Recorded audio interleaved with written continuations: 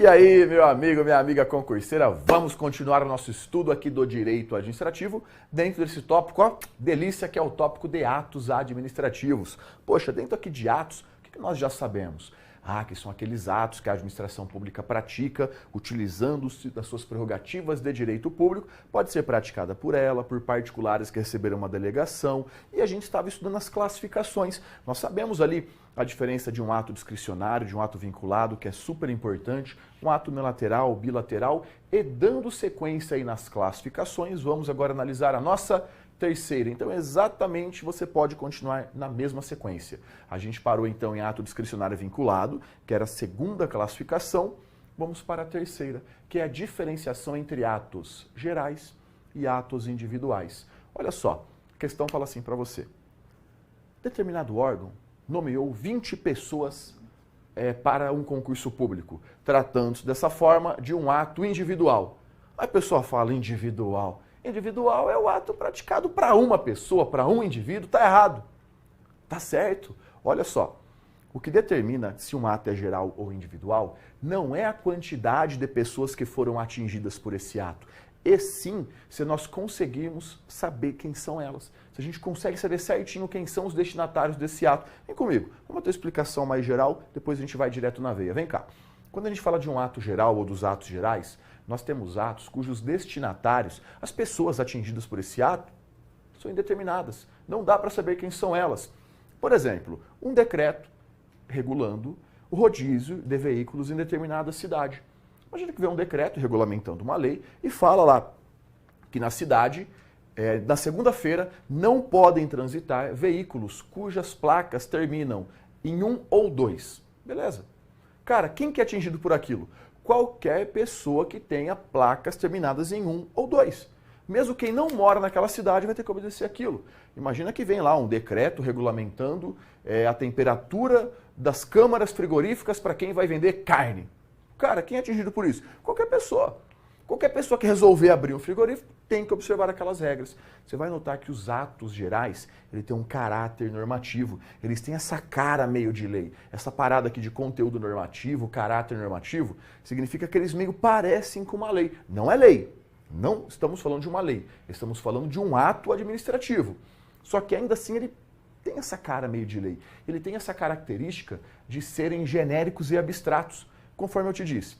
Ele não vai direto naquela pessoa, não, ele é meio genérico, ele é abstrato, ele alcança qualquer um que se enquadrar naquela situação. Às vezes o ato foi praticado, ele criou a regra e tem pessoas que nem sabem que aquele ato existe, mas se forem exercer aquela atividade, estarão sujeitas ao que ele determina. Então são atos que têm essa cara meio de lei, esse conteúdo normativo, tem essa característica de serem genéricos e abstratos.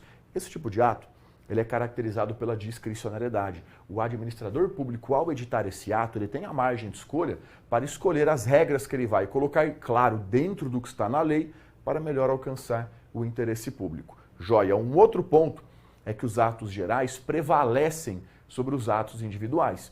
Então a gente vai ver que quando for praticado um ato individual, esse ato individual tem que respeitar regras eventualmente existentes de um ato geral. Um exemplo é o que eu citei, o decreto. Vem cá, fala um pouquinho dos atos individuais agora. Atos individuais são aqueles cujos destinatários são determinados.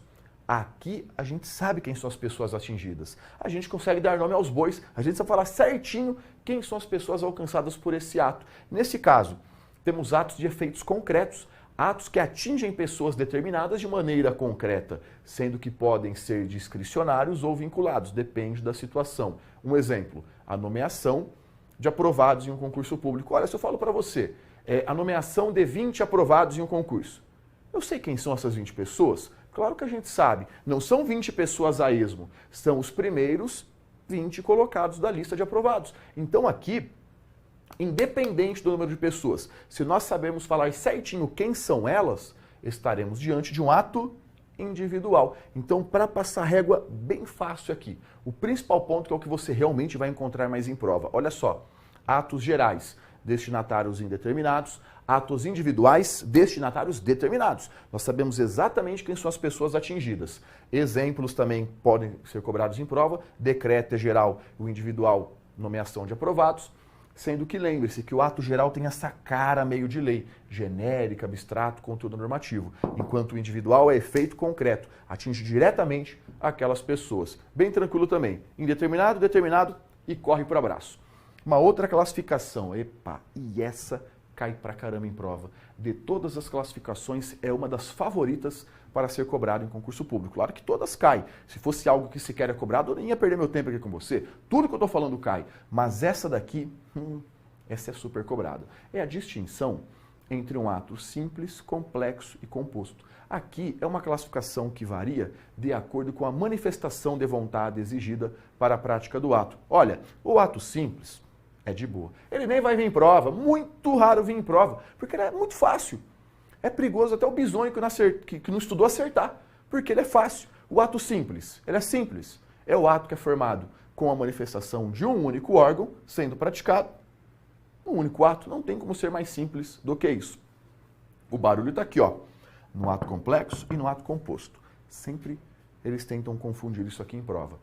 O ato complexo é aquele ato que é formado com a conjugação da manifestação de vontade. Então, dois ou mais órgãos se juntam para manifestar a sua vontade. Então, aqui nós não temos uma única manifestação de vontade. Nós temos a conjugação de vontades, a manifestação de vontade de dois ou mais órgãos distintos que se unem para praticar o mesmo ato. Um exemplo, uma portaria interministerial. A gente pega ali, por exemplo, o Ministério da Fazenda e o Ministério da Previdência Social. Eles juntos praticam a mesma portaria, praticam o mesmo ato. Então nós temos dois órgãos distintos que se unem para praticar o mesmo ato. Esse exemplo que eu citei, a portaria interministerial, ele é muito manjado. O exemplo relevantíssimo para a prova é a aposentadoria. Grava esse exemplo que você tem uma chance enorme de encontrar ele. A aposentadoria reflete um ato complexo, pois tem que ter ali a manifestação de vontade do órgão do qual a pessoa se aposenta, a manifestação de vontade do Tribunal de Contas respectivos, que juntando as duas gera aposentadoria. Não é para ficar presumindo muito não, tá? É para ir dessa forma como cai em prova. Já o ato composto é um pouquinho diferente. No ato composto, nós temos a manifestação de vontade de um órgão. Só que o ato ainda não está formado, porque esse ato precisa ser aprovado por um outro órgão distinto. Então aqui nós temos dois atos distintos. Um órgão manifesta a vontade, é quem pratica o ato, por assim dizer, e um outro órgão aprova aquele ato. Essa aprovação, ela tem um caráter instrumental. Como assim, Thales? Olha, a manifestação de vontade é desse órgão aqui. Quem pratica o ato é aquele órgão. É ele que manifesta a sua vontade. O outro, essa aprovação, a gente fala que ela tem uma natureza instrumental porque é tipo um instrumento, é um requisito. Então tem que ter a aprovação desse órgão para que o ato seja considerado válido. Por isso são dois atos distintos. Uma manifestação, uma aprovação. Alguém pratica o ato, o outro meramente aprova. Dois atos diferenciados. Exemplo, a homologação. A homologação. Alguém pratica um ato, esse ato é homologado, são atos distintos, mas precisa então desse segundo ato, que é a aprovação para a sua validade. Até aqui até que está mais ou menos de boa, Thales. Sabe aqui que você vê muito em prova? A aposentadoria, que é o exemplo, tá? Ô professor, é aquela parada que fala assim, ó, o presidente vai nomear o ministro e tem que ter aprovação do Senado. Qual dos dois que é? Você não vai encontrar em prova. Ah, mas eu já vi questões que cobram. Antigas? Antigamente havia sim essa cobrança e olha que coisa doida, mudava até de acordo com a banca. Só que nós encontramos aí as principais bancas anulando as questões por conta dessa divergência. Tem gente que fala que é complexo, tem gente que fala que é composto, sempre deu ruim, sempre deu ruim. Aí as principais bancas têm anulado, então ela não vai cobrar. Se cobrar, a gente derruba a questão também, tá? Não fica pirando com essa parte, porque é tipo discutir o sexo dos anjos, sabe? Não tem uma aplicação prática tão grande. Aí fica coisa doutrinária, cada um fala o que quer, a banca cobra o que quer. Então fica tranquilo que aquela parte você não vai encontrar mais não. Os exemplos importantes são esses aqui. O que você vai ver muito, muito, muito em prova é a banca misturando o conceito de ato complexo com ato composto. Ela narra um, joga o outro, aí fica na dúvida, não sabe qual que é qual. Mole, vem cá. O ato simples, lembra que é um presente? Uma manifestação, um único ato. O que você pode confundir é o conceito desses dois. Confunde nada. Olha só, o exo aqui, ó. O exo do ato complexo, você lembra do sexo. Ah, professor, estou estudando para concurso, eu não estou muito, sabe, manjando. Ah, é igual andar de bicicleta, né? O basicão a gente nunca esquece. Fala para mim. O sexo, para existir, tem que ter quantos órgãos? Ah, é concurso, a gente está muito sozinho. Negativo, o sexo tem que ter 2 ou mais órgãos, né? Depende da festinha que você vai. Dá para ter mais de 2? Claro que dá. Sabendo organizar, dá. Então, o sexo tem que ter 2 ou mais órgãos que praticam o mesmo ato. O ato complexo, o exo do sexo, 2 ou mais órgãos praticando o mesmo ato. O composto é o outro. O composto é um ato por exclusão. Vamos combinar que não tem como errar, né? Essa aqui é uma das mnemônicas que você vai estar aprovado em concurso 10 anos depois, você lembra ainda. Que quanto pior, melhor. Vamos dar uma olhada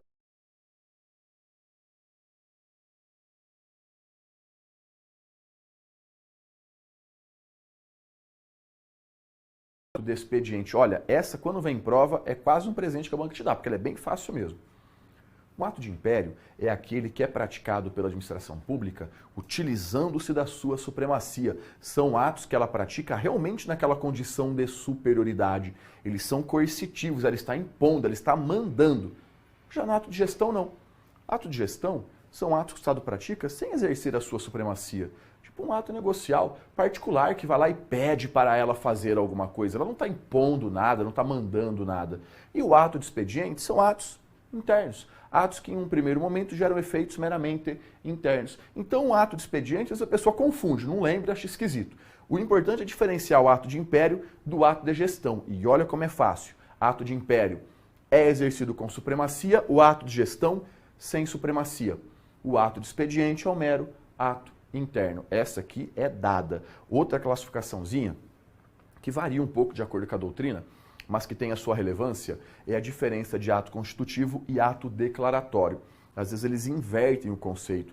Uma coisa que cai medianamente, não desmorona em prova, cai mais ou menos. A gente encontra algumas questões, mas às vezes a pessoa não viu aquilo, ela acaba entrando aí na pegadinha da banca. Quando a gente fala de um ato constitutivo, é aquele ato que faz algo novo. É aquele ato que cria, modifica ou mesmo extingue uma relação jurídica. Ele está fazendo alguma coisa nova, está sendo feita a nomeação, contratando um servidor, está demitindo alguém, ele realmente está praticando o ato, aplica uma penalidade, tem alguma coisa nova. Aqui ele está mudando. A gente tem a criação de uma situação jurídica nova, a modificação de uma existente ou mesmo a extinção. Esse ato constitutivo, às vezes a banca pode falar assim, ó, ato modificativo, ato extintivo. Meio que dá na mesma. Não é o constitutivo cria, o modificativo modifica, o extintivo extingue.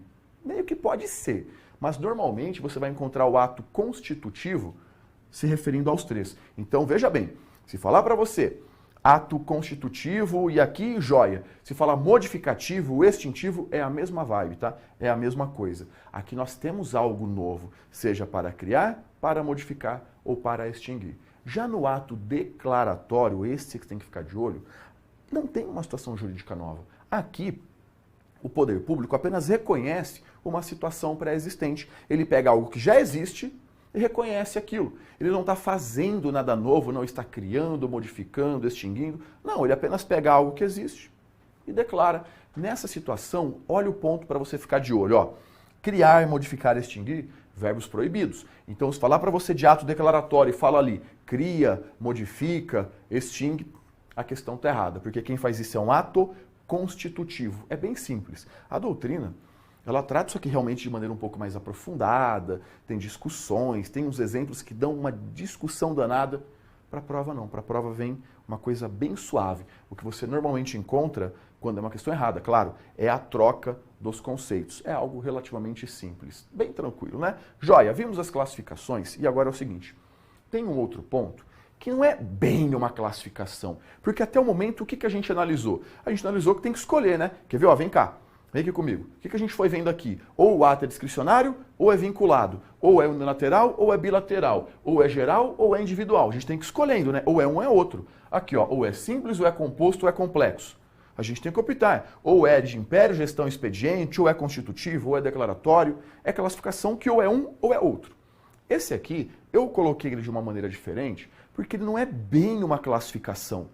Porque se eu coloco aqui, tipo, 7 e tal, o que você acha? Ah, tá. É esse. Não, aqui é diferente. Aqui é uma outra coisa. Na verdade, é como se fosse 3 classificações distintas. Só que se eu explicar elas de maneira separada, corre o risco de ficar um pouco vago e dar ruim na hora da questão. Por isso que a gente tem que trabalhar as 3 obrigatoriamente em conjunto. que é a diferenciação de um ato perfeito, de um ato válido e de um ato eficaz. Vem comigo. Isso aqui, quando cai na prova, a galera chora em Guarani, porque acha difícil pra caramba. É um presente, cara. Deixa eu te ensinar uma manha. Em vez de você olhar para a questão como um todo, você vai seccionar ela. Você vai olhar um trecho por vez, você vai analisar um ponto por vez e fica mole, fica belezinha. Vem cá. Ato perfeito. O que é um ato perfeito? A banca fala, o ato perfeito é aquele que está de acordo com a lei. Não, está errado. A perfeição de um ato diz respeito às suas etapas, à conclusão de suas etapas, à conclusão do seu ciclo de formação. Então, o ato perfeito é aquele que completou os sinais, foi assinada pela autoridade competente, foi publicada no local oportuno. Ele fez todas as etapas. Esse é um ato perfeito. Então, você associa a perfeição de um ato à conclusão das etapas, ao seu ciclo de formação. Já um ato válido, esse sim, é um ato que está em conformidade com o ordenamento jurídico. É um ato que está de acordo com a lei. Esse é um ato válido. E o ato eficaz? O ato eficaz é aquele que está apto para produzir os seus efeitos. Então veja bem, olha só. Se o ato completou o ciclo de formação, ele é perfeito. Se ele não completou, ele é imperfeito. Se o ato está de acordo com a lei, significa que é um ato válido, é um ato legal. Se o ato está em contrariedade com a lei, é um ato inválido. Se o ato está apto a produzir os seus efeitos, é um ato eficaz. Se ele não está apto a produzir os seus efeitos, ele é um ato ineficaz. Então, cuidado para responder a questão que você analisa um por vez. Você não tem que analisar os três juntos. Pode acontecer, por exemplo, do ato ser perfeito e ser inválido. Às vezes o ato completou todas as etapas de sua formação, mas ele está em confronto com a lei. Nós teríamos um ato perfeito e inválido. Pode ocorrer do ato ser perfeito, completou as etapas, do ato ser válido, estar de acordo com a lei, contudo, ele não está apto a produzir efeitos. É um ato pendente, por exemplo. É um ato que tem que esperar que algo aconteça. Tipo assim, o ato é publicado e fala que vai produzir efeitos daqui a 10 dias. Ele está pendente, então ele é perfeito, válido e ineficaz. Então, para você responder a questão, cuidado para não analisar o conjunto, porque é muito comum mesmo que elas tratem os três juntos. O que você faz? Analisa um ponto por vez e já era. Não tem como errar. Parece um pouco complexo, mas não é. Quer treinar um pouquinho? Vamos ver como cai em prova. Você vai ver que isso aqui, embora pareça difícil, não é. Então, cuidado com as classificações, porque às vezes a gente analisa tudo meio que o conjunto. Cara, e lembrar o conjunto na hora da prova não é fácil, é uma coisa realmente difícil. Você tem que analisar uma coisa por vez. Discricionário, vinculado, individual, geral. É só analisar um ponto por vez que fica fácil. Por isso que a gente trabalha bem separadinho dessa forma. Mas vamos lá. Olha na tela comigo a primeira questãozinha. Ó. Ato complexo é aquele cujo conteúdo resulta da manifestação de um só órgão, mas a produção de seus efeitos depende de outro ato que o aprove. Ato complexo, o exo aqui, a gente lembra do sexo. Para fazer o sexo tem que ter quantos órgãos? 2 ou mais órgãos praticando o mesmo ato. Nesse caso, olha o que ele disse, ó, a manifestação de um só órgão e a produção de seus efeitos depende de outro ato que o aprove. Quando ele fala que a manifestação de um órgão e tem que ter outro que aprove, na verdade, ele está falando de um ato composto e não de um ato complexo. Ele inverteu os conceitos, é muito fácil, né? Exo do complexo, sexo, 2 ou mais órgãos. Aqui nós temos então 2 ou mais órgãos praticando o quê? O mesmo ato. O mesmo ato. É muito comum mesmo que eles façam essa troca. Muito bem, questãozinha errada. Vamos para a próxima. De acordo com a doutrina, o ato administrativo será considerado perfeito, inválido e eficaz quando, concluído o seu ciclo de formação e não se conformando às exigências normativas, ele produzir os efeitos que lhe seriam inerentes. Parece difícil pra caramba, né? É nada, é questão dada. Vamos por partes, ó. O ato perfeito, vamos lá. É aquele que concluiu o seu ciclo de formação, correto? Então está correto, é um ato perfeito. Olha o que a banca disse, ó. Não se conformando às exigências normativas. Isso significa que é um ato que não está de acordo com as exigências normativas. Ele não está de acordo com a lei. Portanto, esse ato é o quê? inválido, o inválido aqui também está correto. Aí o finalzinho, ele produzir os efeitos que lhes seriam inerentes. Essa outra parte aqui, que fala de produzir os efeitos, significa que o ato é eficaz. Dessa forma, questão correta. Reparou que analisando um item por vez, fica fácil. Dessa maneira, pode colocar como correto aí e vamos para a próxima. Suponha que determinado ato administrativo, percorrido seu ciclo de formação, tenha produzido efeitos na sociedade e, posteriormente, tenha sido reputado pela própria administração pública desconforme em relação ao ordenamento jurídico. Nesse caso, considera-se o ato perfeito, eficaz e inválido. Vamos lá. Primeira parte, ó, que o ato tenha percorrido o seu ciclo de formação. Se o ato percorreu o seu ciclo de formação, completou as suas etapas, ele é considerado um ato perfeito. Tá batendo? Depois a banca disse que ele tenha produzido os seus efeitos na sociedade. Se o ato produziu os seus efeitos na sociedade, estamos diante de um ato eficaz. Tá batendo também, por enquanto tá bacana. E, posteriormente, tenha sido reputado pela própria administração pública desconforme em relação ao ordenamento jurídico. O que significa? Que ele é um ato ilegal, que ele é um ato inválido. Bateu tudo certinho, questão correta. Essa que é a manha para matar esse tipo de questão. Analisa um detalhe por vez, vai grifando e já era. Enquanto no ato complexo, as manifestações de dois ou mais órgãos se fundem para formar um único ato, no ato composto, se pratica um ato administrativo principal que depende de outro ato para a produção plena dos seus efeitos. Vamos por partes. Ó. A primeira parte está falando aqui do ato complexo. O ato complexo, nós temos que ter a manifestação de vontade, realmente de dois ou mais órgãos, beleza, que se fundem para formar o quê? Um único ato. Lembra que o exo do complexo é do sexo. Dois ou mais órgãos para formar o quê? O mesmo ato. Então, até aqui, está tudo ok.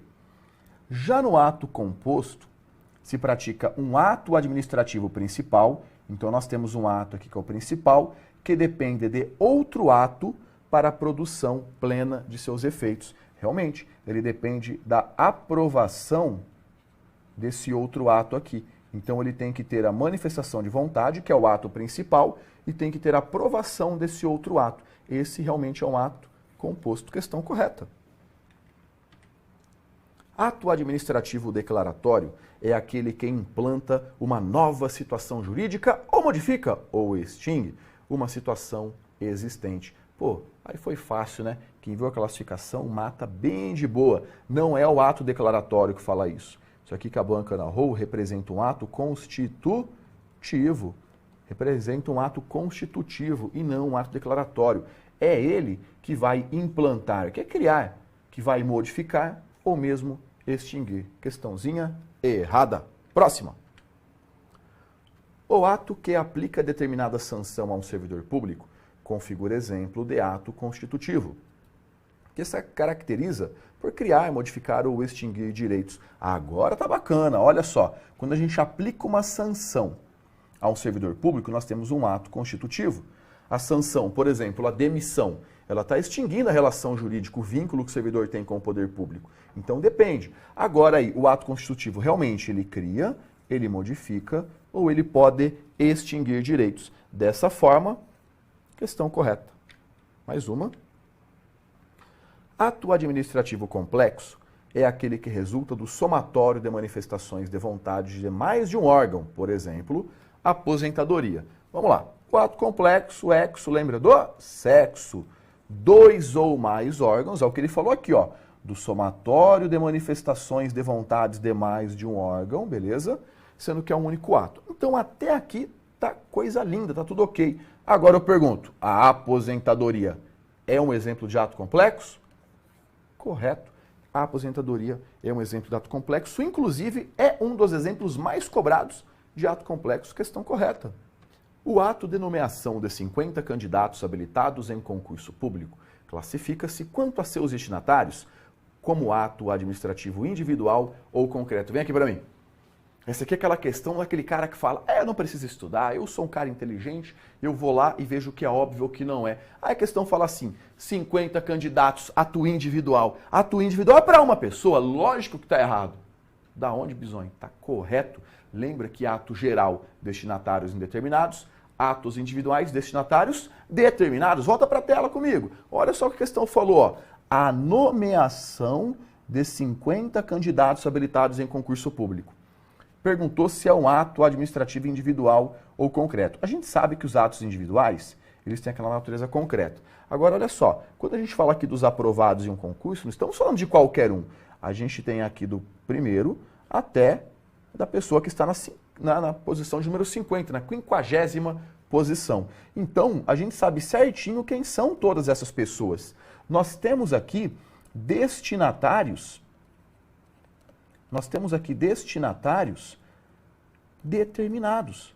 Se são destinatários determinados, nós conseguimos individualizar cada um deles, estamos falando realmente de um ato individual. Questão correta. Aí a banca, que é maliciosa, vem e joga um número alto desse, realmente só para te confundir, tá? Só para gerar dúvida. Questão correta. Vamos para a próxima. Quando a administração exerce sua supremacia sobre os particulares para praticar um ato, fica caracterizado um ato de gestão. Opa! Quando ela exercer a sua supremacia, a sua superioridade, não é um ato de gestão que ela está exercendo, é um ato de império. É um ato de império, lembra? Imperador é aquele que manda tal. Ato de gestão é aquele ato exercido sem a administração utilizar-se da sua supremacia. Questão errada. Muito bem. Viu como não é difícil também? Que é uma parte bem gostosa até do estudo? Só que aquela coisa. Ficou com dúvida às vezes no detalhe, tipo assim, nossa, olha, sei tudo, eu só não sabia se era assim ou se era assado. Às vezes só não sabia a resposta, porque é exatamente o que está sendo cobrado. Agora parece muito fácil, agora parece muito simples. A gente acabou de olhar o conteúdo, passamos no quadro, você está anotando, vai que é uma beleza. O duro é na prova. Na prova a gente tem aquela dúvida, será que é, será que não é? Então cuidado para não se enganar com aquela coisa. Nesse momento foi legal, fluiu bacana? Joia! Aí você tem a falsa sensação de que aquilo vai ficar na tua cabeça para o resto da vida. E não vai. A memória, ela atrai a gente. Se a gente não tiver contato com a matéria de maneira constante, começa a ir embora. Então, viu? Aprendeu? Legal? Essa etapa está concluída. Você parte para a próxima etapa, que é bundinha na cadeira e muita leitura. Tem que ver uma, tem que ver duas, tem que ver 3, 4, 10, 20, várias vezes. Porque a memorização, ela não vem só com o aprendizado, ela vem com a repetição. Então, de nada adianta você ter visto conteúdo, entendeu? Legal, bacana, show, agora já era esse. Passa uns dias e não lembra mais de nada. Funciona dessa maneira mesmo. Você não é burro, não tem problema de memória nem nada. Você é uma pessoa normal como qualquer outra. E a gente tem que ter esse contato constante. Então aproveita aí para ter suas revisões contínuas, porque senão acontece uma coisa muito comum. A pessoa manja do conteúdo, sabe quando chega na prova e só não lembrei do detalhezinho. Só não lembro da resposta. Aí não funciona. Então já sabem, a parte até aqui está feita, tem a tua que é bunda na cadeira e estudo. Mas acabou não. Eita, o tópico de atos é enorme, tem bastante coisa para a gente falar ainda e a gente se encontra na próxima aula. Valeu? Grande abraço.